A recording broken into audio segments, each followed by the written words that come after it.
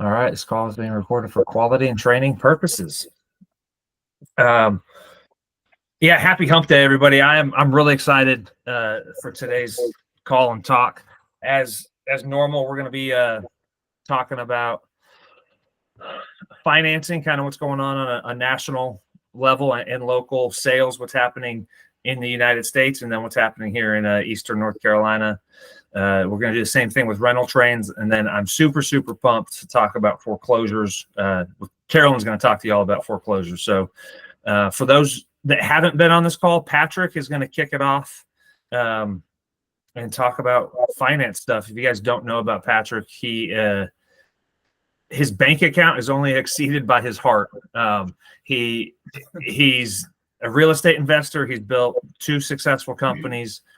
He really has a passion for helping people out, and I'm excited to learn about what's going on in the finance world from him. Patrick, over to you. Well, Skylar, thank you for that. I really appreciate that. Thanks for having me on here. So, hey guys, so as we get into the buying season, a big question that we have when we're working with people is, should I hold this in my personal name or should I hold this in my LLC name? And really the big dividing point on this, guys, so everybody knows, is that when you do a conventional loan, you're going to close it in your personal name. It's going to show up on your credit report, and there's going to be no prepayment penalty on that. And we're going to talk about rates here in a second of why you would want a non-prepay compared to possibly taking a prepay. So just want to touch base on that. With institutional financing, the way that it works, it's you're going to close it inside of an entity name on an LLC. It's not going to show up on your credit report, and you're also going to have a prepay, but you're going to get lower rates on investment properties in this time and day because that prepayment penalty is there. And we have ways of tweaking those to where you can go from a 1 year to a 2 year, 3 year, 4 year, and 5 year prepay. You're always going to get the best deal with a 5 year prepay because you're guaranteeing them that interest for the long run. So they're going to give you such a much lower rate because you're guaranteeing them that 5 years of interest going forward. So just a big topic that I've had with a lot of investors right now is that aspect. Should I close it in my personal name or should I close it in an LLC that doesn't show up on my credit report? Because the rates are actually better right now, sometimes closing the institution name compared to putting your own personal name because you're guaranteeing them 5 years worth of interest essentially. So just wanted to touch on that. Patrick, is institutional versus conventional, is that like MC Capital versus MC Mortgage? No, it's who the end user is. So basically conventional is Fannie and Freddie Mac. I'm sure everybody's heard of that they're basically, you're doing a global analysis of everything, that you're checking your DTI, we're checking your assets, verify you're working on a job. When we do institutional financing, it's project specific. It's only based off of the cash flow of the property on whether we're using Airbnb income to support it or we're using what we call DSCR, that kind of stuff. But the good part about it is we're not getting into your tax returns, and you can do that as a partnership. You can do that as where you're the general partner and you go raise limited, funds from limited capital partners, essentially. And you're the one running the project and they're just putting the money up. So, the institutional financing, which there are 30-year fixes, just like conventional is. But with institutional financing, if for cash flow purposes, we can also do 10-year interest only, which is nice because a lot of these properties that you're buying right now, especially if you're going to do it as an investment, they're not forever properties. They're just for cash flow right now. So a good way of doing that is not worry about paying down the principal. You're just trying to get the cash flow from it, go interest only. And then when you sell it, 6, 7, 8, 9, 10 years down the road, you're just recapturing the appreciation that you've got off of it, but you've not had to go into forced savings, but you've maximized your cash flow. Sweet. That help? All right. Yeah, it does. Thank you. Yep. All right. So where are rates going from here? The number one question that everybody's asking, where are they going? They are going to move. But here's the best part about it. So is you can look here, just basically pulled up a chart of where, really what I tell you to look at is look at 2000 going forward. We can see that the last uptick we had was prior to this one was back in 2006, 7, because everybody could get a mortgage no matter what, as long as you could breathe. So basically they were able to, raise rates at that time because the economy was booming. You can say after that, we had the drop down 2010 through basically 2016, 15, 16, rates started moving back up. Then needless to say, COVID came, rates dropped like a rock. Everybody was able to get interest rates in the 2s and the 3s. And now we have basically hit 8.5 on prime rates. Okay, so Jerome Powell, who is the Fed, basically came out last week and said that, look, rates are stable right now. The expectation is that there is going to be 3 rate cuts by the end of the year, and that there will be 10 over the next 2 years, 2 to 3 years. So what that boils down to, and this is just from my experience, whenever the government says that they're going to do something, it always takes longer to do it, whether it's raise rates or lower rates. So the good part is that the conversation that rates are going to go up or go down actually is what controls the market.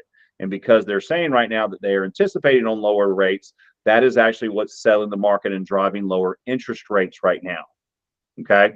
So the big piece of it is that rates are pretty much, this is the new norm. Government's not doing any quantitative easing.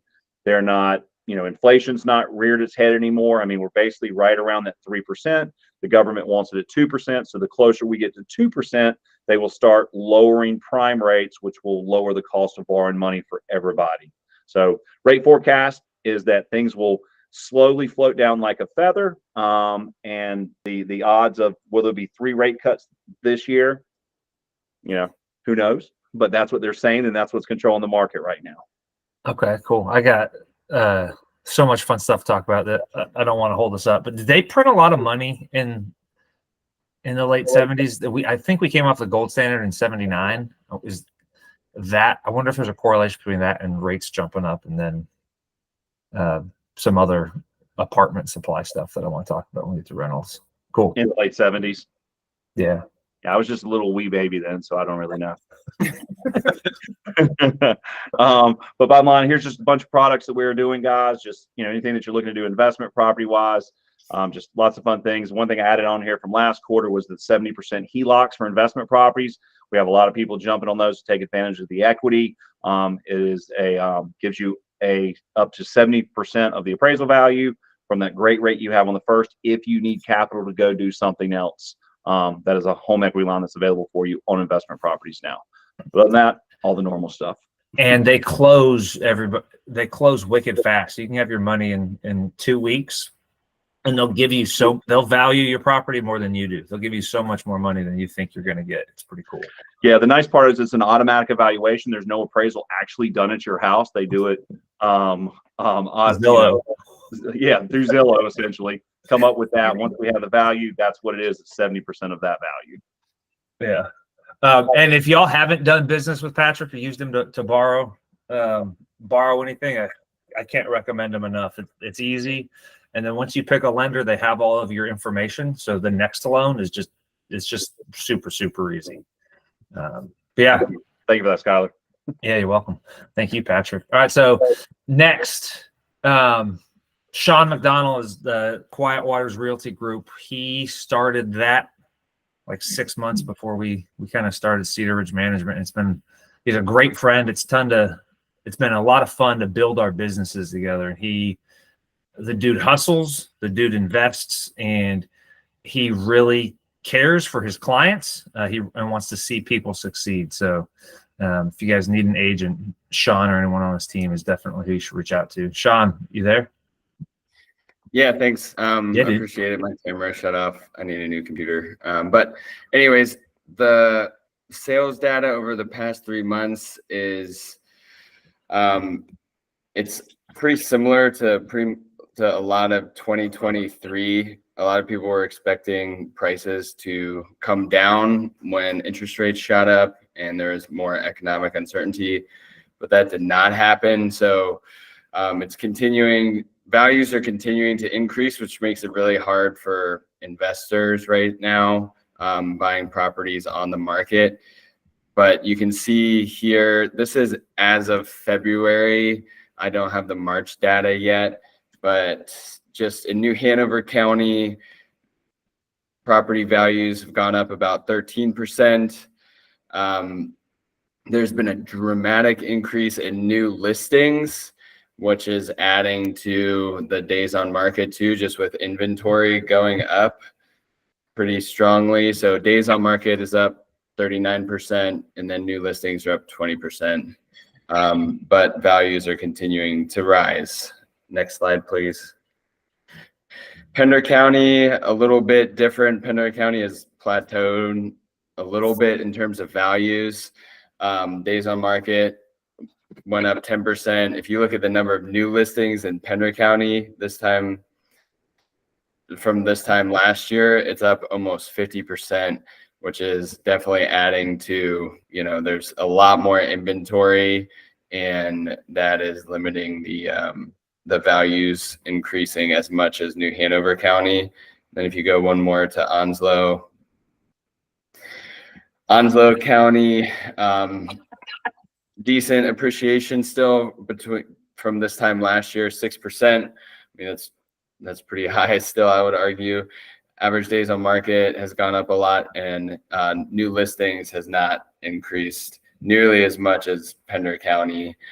So overall, it's the days on market are increasing. We're still seeing a lot of sellers willing to give concessions to buyers to help cover closing costs or help buy down the rate. But if there is a property that is listed very well according to the closed data and is in good condition, they're still going pretty quick off the market. But if a property is listed over what the data shows or needs work, those are the properties that are sitting around.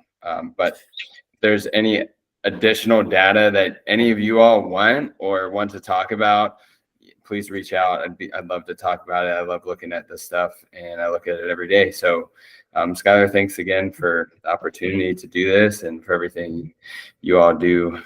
Man. Can I ask some questions? Sure thing. Are you seeing sellers being greedy, thinking, you talk about things are selling well and not sitting for a long time if they're being priced correctly according to the data? Are you seeing a lot of sellers still, and probably real estate agents too, right? Thinking that, I'm going to do this comp and we can push the envelope. You seen a lot of things listed way too high still?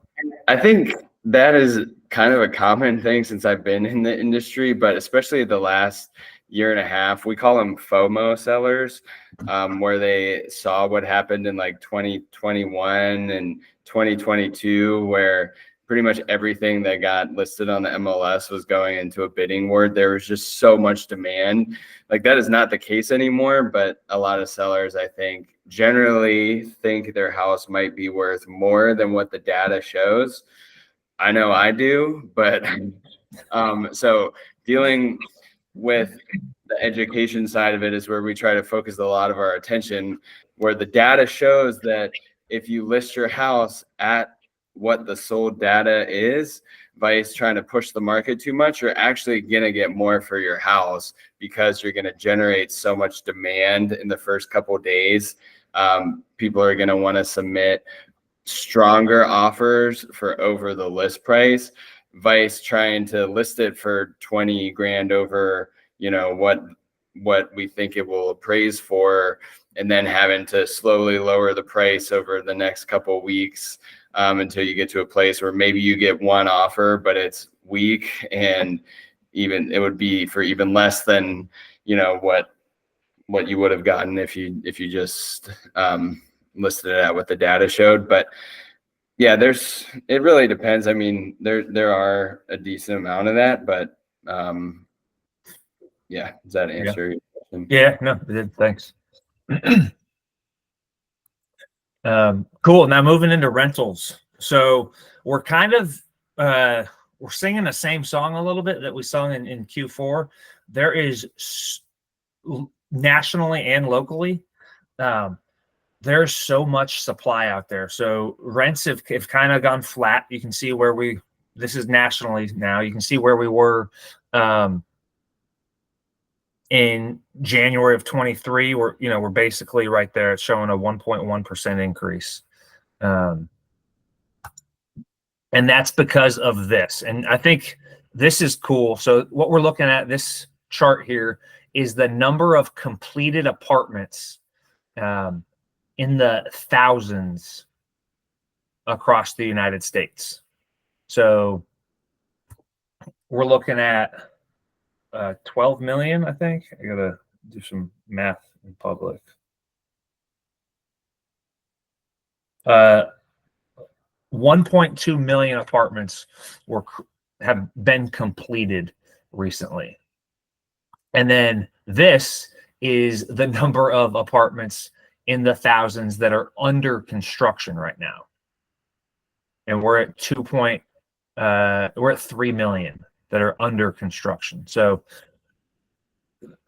this oversupply is why we're not pushing rent prices anymore. We're dropping rents in some places, and I'll get locally to what that means, but this is happening all over the country.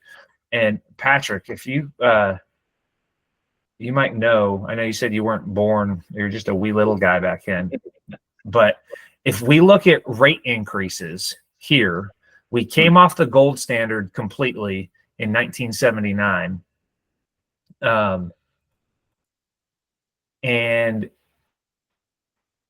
in the 70s, we had a ton of apartments built. And I just can't help but wonder if there's some kind of correlation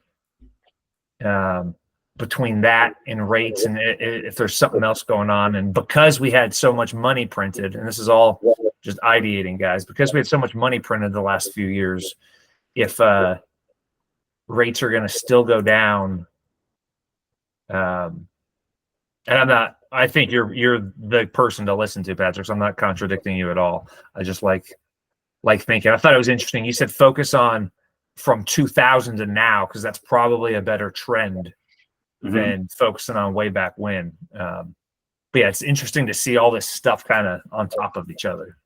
The overlays of it. Yeah. Yeah. Well, I mean, it's also, I mean, we're all more of a global society compared to an isolated society right there, and money flows around a lot quicker. Yeah. So we got a lot of stuff happening locally. I don't know how to find the data yet. So hopefully I can get that for you guys on the next call, but I want to find out how many apartments and townhomes are being built. I want to find a number in the 3 different counties or areas, being like Jacksonville, Sneads Ferry, Hampstead, and Wilmington, because just on the 17 from like Porter's Neck to Holly Ridge, there's 7 major apartment 7 major apartment complexes being built, and in Sneads Ferry there's 2 major apartment complexes that have been completed, and I think there's 1 more under construction right now. So what is that doing to us here? You can see rental rates. So in Jacksonville, North Carolina, there's a slight increase for 2-bedroom, 1 baths, a slight increase for 3-bedroom, 2 baths, and a slight decrease for 4 bedrooms. In Sneads Ferry to Hampstead, we're seeing a slight increase for 2-bedroom, 1 bath houses, like duplex styles. We're seeing a big downturn in townhomes. And that's because those townhomes are competing with all those apartments that have been built and don't have the amenities, right? If you're gonna live in something with a parking lot and no backyard, you'd rather have a pool and a gym that you don't have to pay for than a condo type thing. For 3-bed, 2-bath, we're seeing a slight decrease from Sneads Ferry to Hampstead, and townhomes again have dropped big time, and then a slight decrease for 4-bedroom stuff in that same area. And then Wilmington, slight decrease all across the board. All of this data is from our rent rolls and from Zumper.com, and I also kind of checked it on Redfin to just see things. So again, same song as last quarter. There's just a lot of supply out there. I wanted to note this though, because we're getting back into busy season. So what we're kind of seeing now, and what I anticipate we're going to see over the next couple of years, is just this back to normal before COVID thing, where we're going to have more traditional busy seasons and off seasons that we got away from there for a couple of years. So Onslow County days on market, according to the MLS, is 47 days right now. In Pender County, it's 38 days. And in New Hanover County, it is 50 days. So Onslow and New Hanover, things are moving faster than they were last quarter. But in Pender County, things are actually moving a little bit slower. And all of that is straight out of the MLS. If you guys are looking to buy things before we move on to foreclosures, I definitely want to just put a big shout out, if you're a cash flow investor, to Jacksonville. Jacksonville is a stronger market to rent. You're going to buy slightly cheaper and you're going to cash flow more. And then I really, really want to stress the importance of wherever you're investing, that you focus on single family homes over townhomes. If your expectation is to cash flow over the next, 3 to 5 years. I think with the huge influx of apartments, townhomes are going to struggle. It doesn't mean they can't be a good move if you're making an appreciation play or you want something that's pretty, where maintenance costs are lower because there's an HOA that's doing things. So I'm not saying don't. I'm just saying if you buy, know what you're buying and have the appropriate expectation for that product. Does anybody have any questions about kind of how rents are trending?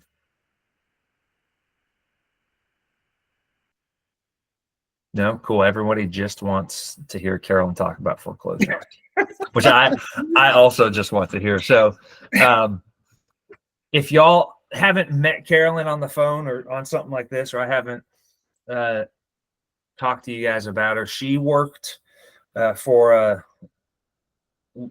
an entrepreneur that built a very large portfolio. I think like 160 units. Is that right, Carolyn?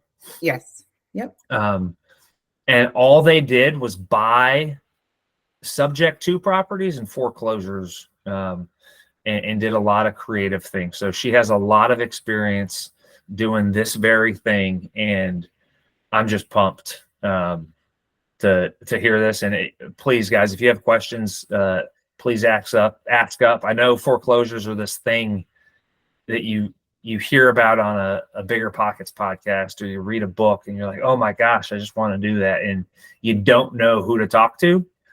Carolyn has been there. So yeah, Carolyn, without further ado, take it over. Awesome. Hey, everyone. So what we're going to talk about today, a lot of times when we hear foreclosure, people think of bank-owned properties. So the foreclosures that I was going to talk about today is actually the bank taking their properties back. So this is actually would not be considered like an REO. This is prior to that. So the very first step in the bank taking back a property, right, is, so first off, let me step back. There's 3 different types of foreclosures, right? And so North Carolina is a non-judicial state, which simply means that a foreclosure does not have to go in front of a judge to be processed, which kind of blows my mind when I first learned about all of this. So there's essentially 3 different ways that foreclosures can proceed. A power of sale, which is really the most common. Civil action is another one. Those are ones that those are really rare actually in this state, and those are cases that would be heard by a judge. But the power of sales are really the most common. Those are the ones that are handled at the local level in your local courthouses by a clerk, essentially. And it's surprising how many they are processing. So a lot of people. Is that the county steps? Yes, that is. Yep. So when I first started going in Onslow County, it was really like 1 or 2 clerks, and everything's open records in North Carolina, and you may know that, right? We may know that things are open records, but a lot of times we're just too lazy and don't want to figure out what that means. How do we access that information? Yeah, sure, it's public information and it's free, but how do I find it? And so, back in the day, we used to walk in the courthouse, walk behind the clerk's desk, back into the file room, and you could see anything you wanted to see. It's still like that today. You can still do that. But unfortunately, it's grown. And so the special proceedings department of the Superior Court, they handle a couple of other things besides foreclosures, but they do handle a lot of foreclosures. And honestly, there's a lot of files that are just pending, right? Foreclosures that were filed years ago and owners are fighting them or in bankruptcy, things like that. So they kind of go, onto a back burner in a parking lot, but they do handle a lot of files.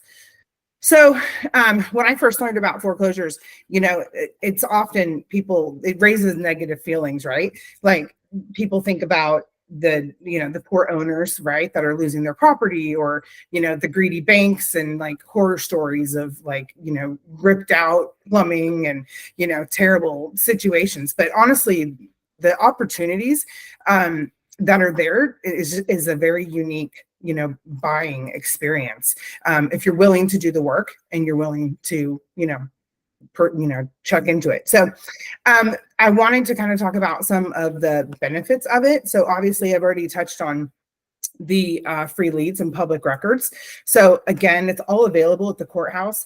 Onslow County has actually made it even easier. And so they will actually, if you just request it, they'll send you a Excel spreadsheet with all of the current files on it, and it has all this information. So they'll actually just send you the Excel spreadsheet. I used to create that weekly. I used to go down to the courthouse physically in person every week, pull all the new files, add the data. I had my own spreadsheet. Now they have a clerk that does it. It's so simple and so easy. It's actually, it's kind of nice that the county would be doing something, to help people. So less competition is another benefit to this. So obviously it takes work, and a lot of people don't know the system and how it works. And so obviously just the lack of knowledge, people just don't do it. The other thing is there's not a lot of people that are really cash buyers. So when you're looking at purchasing in this type of a sale, it would be a straight cash purchase. So you're not looking at using any kind of, traditional financing, anything like that. So again, it limits the buyer pool to, who's actually looking to purchase these properties.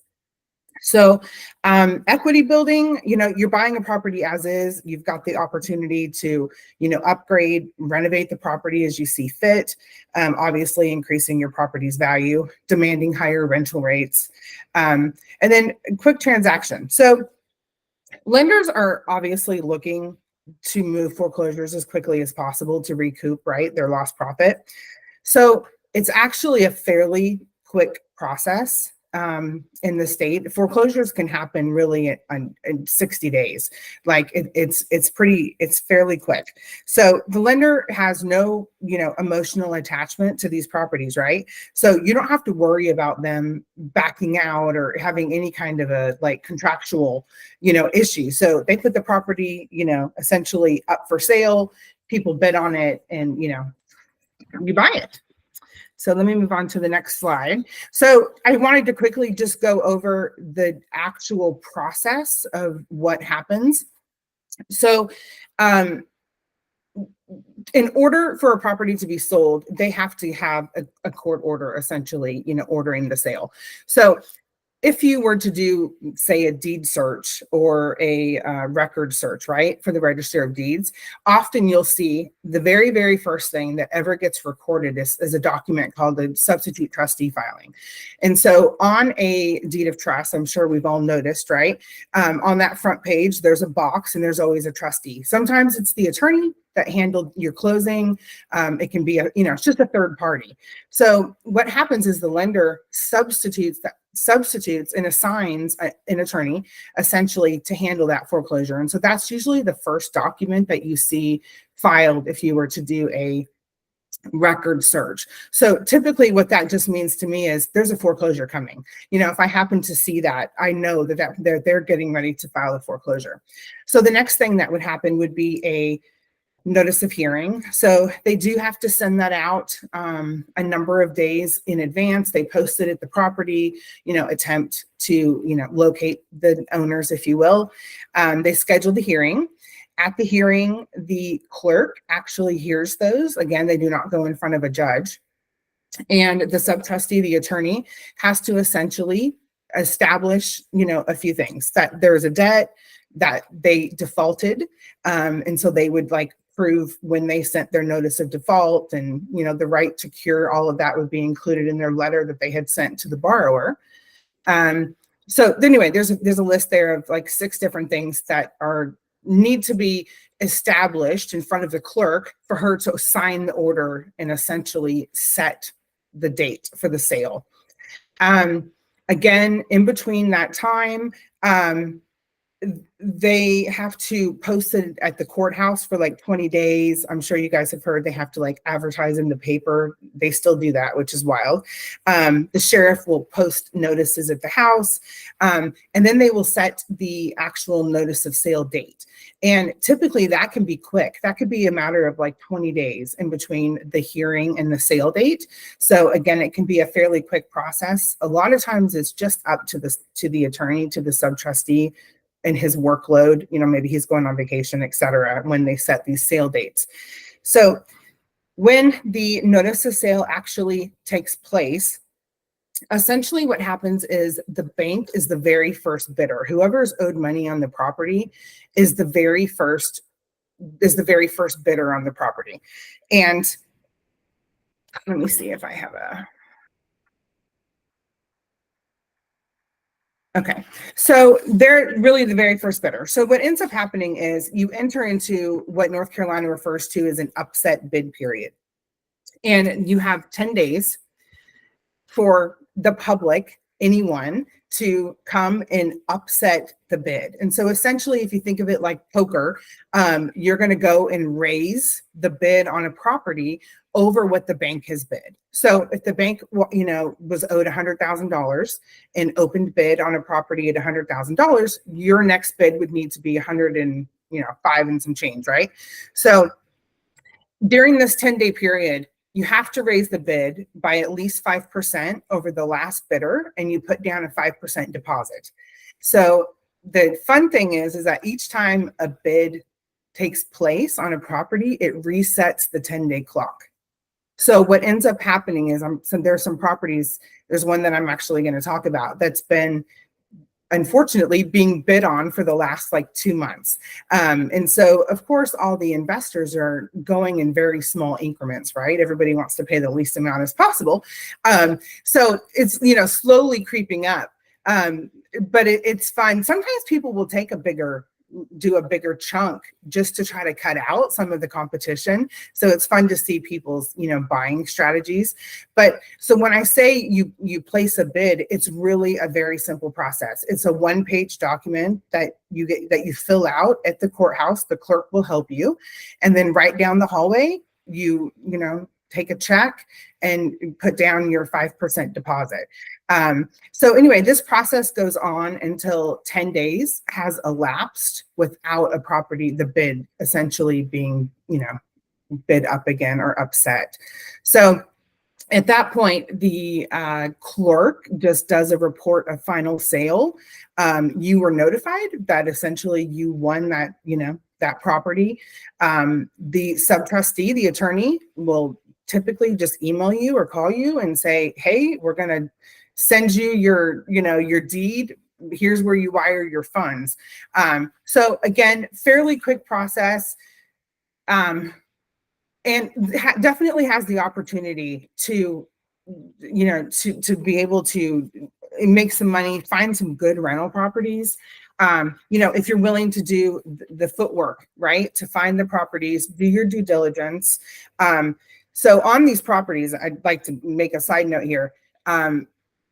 Some of them may be vacant, some of them may be occupied. Owners, you never know the status. And so whenever we were planning on bidding on a property, you still have to do your due diligence. So you're still, if you're not doing it yourself, you need to be hiring someone who's going out to the property, seeing if they can get inside, honestly, like checking the windows, because, you want to try to attempt to know, right, what your repair value is going to be, what you're going to need to do to be able to, whatever your extra strategy is on the property. So do your due diligence. most of the properties I will say are typically vacant. So a lot of owners just know that it's coming, and abandon a property. They sit vacant, it gets foreclosed. I have had a couple of circumstances where they were occupied by either the owners or possibly a tenant. And so there are laws that protect both of those classes of people, if you will, and they're a little bit different. So obviously tenants have rights, owners have rights. It's a little easier to get an owner out of a property after a foreclosure than it is a tenant, but regardless, it's possible to make it happen either way. But you also have other creative options, right? I don't know if you guys have heard of like cash for keys. You show up on a doorstep trying to get a tenant out, solve a problem. What do they need? They need $1,000 to move. They need us to rent a U-Haul truck for them. What do they need? So a lot of times you can find a solution to a problem for an occupant that may not cost you nearly as much, right? If you don't want to handle the eviction or the summary ejectment yourself. So that's kind of, I know that's a quick run through, but that's kind of the general premises for a foreclosure. What I kind of wanted to share with you guys was I used to focus on finding these properties and talking to the sellers before they were ever foreclosed on. So early bird gets the worm. So what I mean by that is, so as soon as that file was created at the courthouse, and I, went and took a look at the property, ran the numbers, etc., I'd go door knock. I go and see, is anybody living there? Is anybody not living there? Try to create a conversation with them. It gives you the opportunity to negotiate directly with the seller without having anyone else. You've got less to no competition, honestly. I never ran into anyone else that was door knocking with me. We would mail letters. I just never saw the other competition from other people. So, but it really created the opportunity to have win-win situations for these people. So a lot of owners that were struggling with, a number of different things, and are obviously was trying to hold on to their house and didn't really want to, lose it to foreclosure. What could we help you with? You want to move? Okay, great. Let's, come up with a situation where I can buy your property. You need $5,000 to move. Fantastic. We'll pay off the mortgage, give you $5,000 to move, and again, you handle the closing just like you would, go through an attorney, title search, all of that is still handled the same. It's just, if you put in a little bit of extra work, you can kind of eliminate some of the people that you might be competing against in an upset bid period. So again, there's lots of ways to do this. It really just depends on how much time and work you want to spend. But, as we see the market increasing, the investors that I think are going to be adding to our portfolios are the ones that are getting creative, that are, getting out there thinking about different ways to purchase properties, to solve issues, for people, and creating, win-win, situations, if you will. Yeah, for sure. I know you got some examples coming up, but before we move on, Patrick, what kind of financing, if I did this, if I found somebody in pre-foreclosure, if I found somebody it was going to foreclosure and I wanted to bid on the courthouse steps per se, and I needed cash, is there a way that you could help me out? Yeah, absolutely. I mean, what we basically do now, you're talking to close on the deal, not for the deposit, correct? What are my options? Yeah. Go borrow from your credit card to get the deposit. Yeah. Okay. Yeah, no. So where we would come in is that basically we would do the in financing for you. So basically we could come in, if you're going to come in there, you're going to bid on the foreclosure, we would come in and help you take down the purchase and also lend you the renovation money based up to what the ARV is going to be. So you really kind of need to know how much it's going to cost you, because you're buying it at this, but you really need to make sure, like Kellen says, being able to know what you're going to have to do to that property expense wise, so we can kind of take the purchase price plus the work you're going to do to the property, do a subject to appraisal, understand what the value of that property would be if it was in that condition today by an appraiser, and then we would lend up to 75% of that ARV. So essentially, just depending on if you're buying it right, rehabbing it right, you essentially could finance 100% of the purchase and the rehab into the transaction. Sweet. So I'm slow, so I got to repeat this back to you. So I find something I want to buy. I don't have the cash, but I have good credit. I can go do a HELOC on my house. I can do a cash advance with a credit card. I'm doing this because I'm confident this is a good deal and this is going to work out. That enables me to lock the property up, and then I'm going to have 60 days to come up with the rest of the cash. I do the rest of my due diligence and come up with my rehab budget number. Yep, my rehab budget.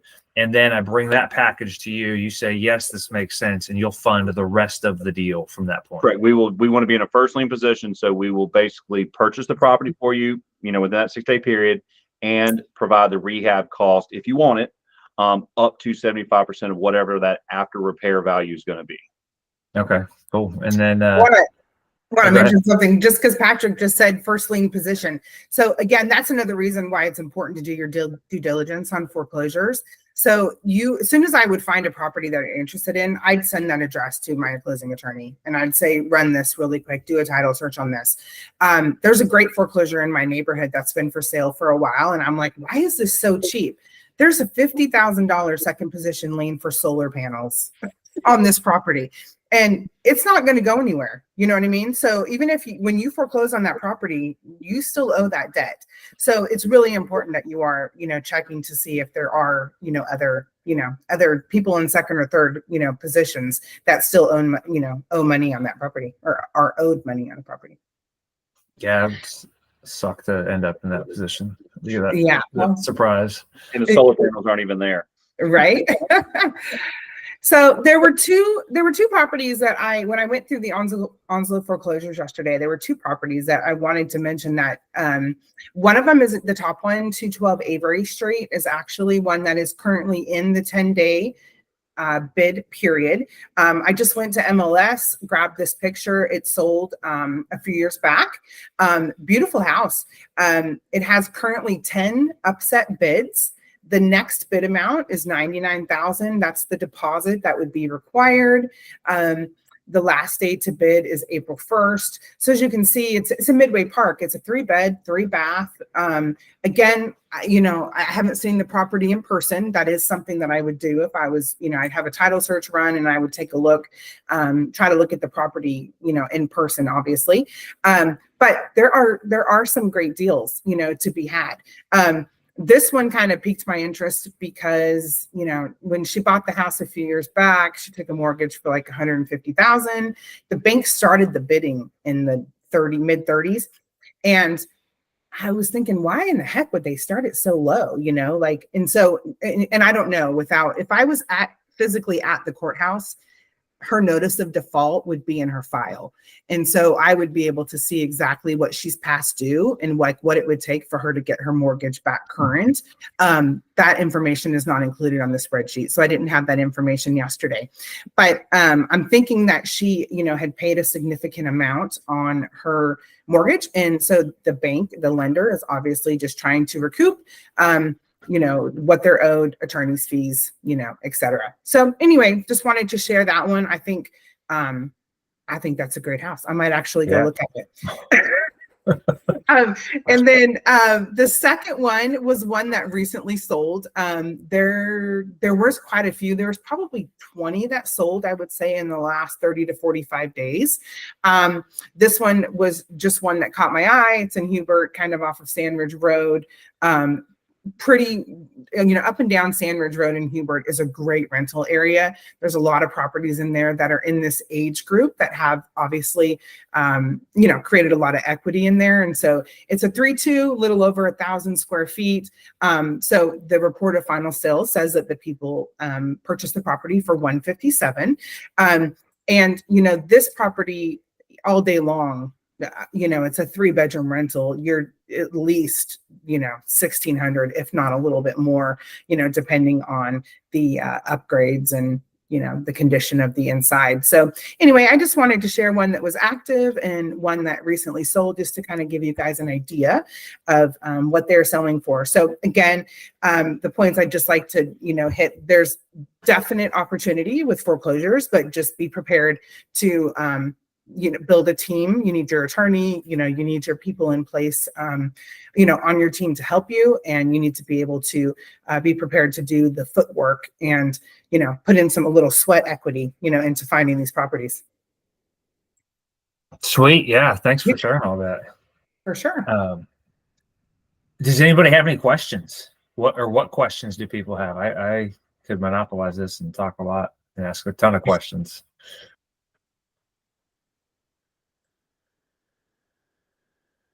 Cool. So the team, so attorney, lender, probably, depending on how I'm getting my money. Who can write the check? So if can I create an LLC and then have somebody on the ground that actually goes and does this for me? Sure. Absolutely. It's honestly, it's pretty simple. You can have an as agent, fill out that paperwork for you at the courthouse. They used to take certified funds. I'd have to check and see it. Business checks were okay too. Personal checks were not at the cashier's window, if you will. But yeah, again, it's just as simple as walking into the courthouse, filling out the one page, and paying the cashier at the window. Yeah. Can I ask a question? Sure.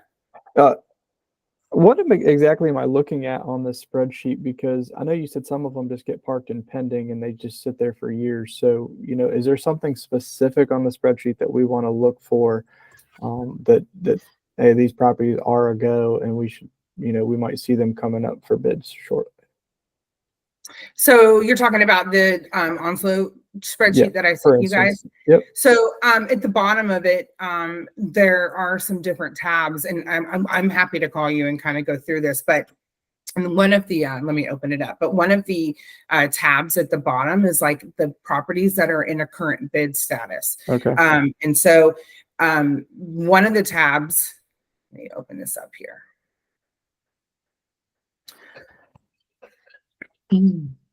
So one of the tabs was all the different foreclosure hearings, the upcoming dates. So again, you can use that data for different information, right? You can look at all the hearing dates and see that people have upcoming hearings in May. To me, that means, hey, I got 2 months to try to, maybe if I want to try to purchase this before it actually gets foreclosed on, I got 2 months to try to either door knock, find these sellers and see if we can, come up with an agreement. There's a benefit to that, not just for you, but saving a seller from having a foreclosure on their record is going to have credit implications for them. It's, it's going to, for numerous reasons, of course, somebody would rather sell their property and satisfy their mortgage than have a foreclosure, on their, credit for 7 years. So one of the tabs on this spreadsheet that Onslow provides, again, is the hearing dates. So again, I use this information to see what's coming down the pipe. Right. I want to know what's coming. I can start, looking into these properties. And then again, seeing if I wanted to maybe make contact with someone ahead of time. The upset bid report tab is actually the ones that are in the current bid 10-day upset bid window. And so like that Avery one, you'll notice is on the spreadsheet. I pulled that from this. And then one of the tabs is recent confirmed sales. And so again, I pulled my second example from the sheet. It just has lots of different information about what the final sale amount was on properties. So again, it just kind of gives you some, information. So, the stuff that's not on the spreadsheet, which is really important, I think, is knowing what the people are behind. If you're going to attempt to save them essentially from foreclosure and negotiate and find, an amount that works for you both and write a contract to purchase with them. You're going to kind of need to know, obviously, what they owe. And in order to do that, you're going to have a conversation. So, So anyway, so the spreadsheet, you can kind of use it for a couple of different things, but I'm happy to walk through you with a little bit more, Kevin. But yeah. Thanks. Anybody else have any questions? No? Cool. Well, This is less of a question, more of a statement. I found this tremendously valuable. Not only everything about foreclosures, but just seeing all the numbers laid out on the PowerPoints as well. And yeah, that makes foreclosures look a lot more appealing. So thank you both for all your contributions to my brain today. Nice. thanks, Chris. Hi, Carolyn. This is Rima here. Hey, How Rima. you doing? Thank you. You mentioned the Onslow worksheet. Mhm. I'm sorry, I came in a little late. So where do we get this Onslow worksheet? I can share it with you. So again, I used to go and weekly and compile this data.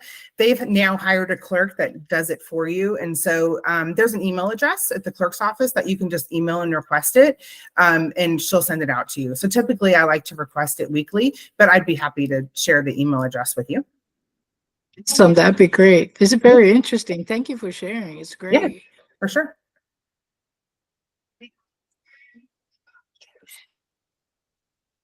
Sweet. Well, hey guys, everybody, thank you so much for coming. Happy hunting. If you have any investing questions, if you have any foreclosure questions, reach out, email, call, text. Got some exciting things coming down the hatch for this year that they'll probably reveal on Q2's call that has to do with foreclosures and stuff. So I really, really appreciate you guys.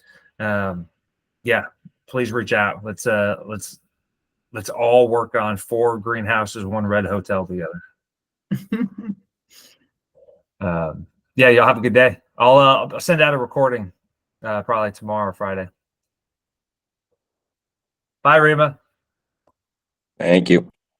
Yeah. Bye, y'all. Thank you. Bye, everyone. Thanks, Carolyn. You're welcome.